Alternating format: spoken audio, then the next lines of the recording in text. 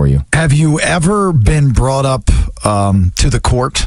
Back in the back, from us fans that Wrestler's court you're talking about. Wrestler's court. Was that where you do something wrong and you you broke a rule? Usually the Undertaker back in the day when he was always on the road, tell me, Seth, if I'm off here. I don't know. I'm just a fan. No. Yeah. You've heard stories correctly. Yeah, for the most part. They take it upon themselves to regulate and make sure it all works out. Have you ever been brought up to Wrestler's court? I have not, no. And it's a bit of an antiquated thing, but yes, back in the day, particularly, there was a pecking order that was established, and someone like The Undertaker or Bradshaw would be, basically judge, jury, and executioner. The case was presented, prosecution, defense, and then the leading veteran in the locker room would make the decision if you were guilty or not and what your punishment would be. So, is it a crazy punishment? I mean, sometimes it can be a little harsh. Yes, back in the day before social media was a thing, and before we were a publicly traded company. Okay, I get those initiation stuff. Yeah. I mean, it's not initiation. It was legitimate. If guys would step on other guys' toes and it would become a problem, like he said, we would police our own locker room. Like shave off an eyebrow? Well, something crazy like that. Yeah. I mean, it's a fraternity, man. It's a brotherhood. I'm with these guys more than I'm with my family. We on the road 300 days a year, so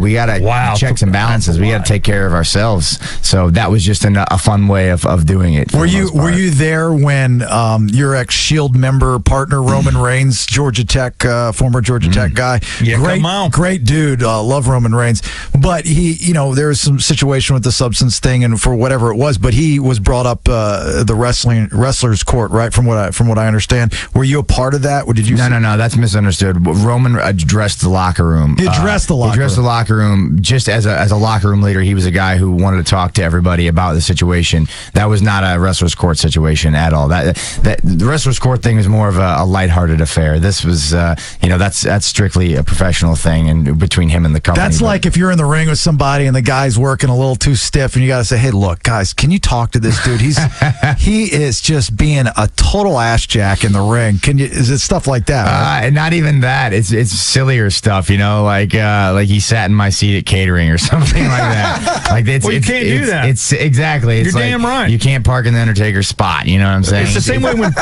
food comes in here, free food. The interns know. Wait till the host get over there. When we eat, then you eat. It's silly stuff like that. Yeah, it's a very lighthearted affair. It was never meant to be taken completely serious. Can we rip off? Can we do gimmick infringement and do we'll do radio host court?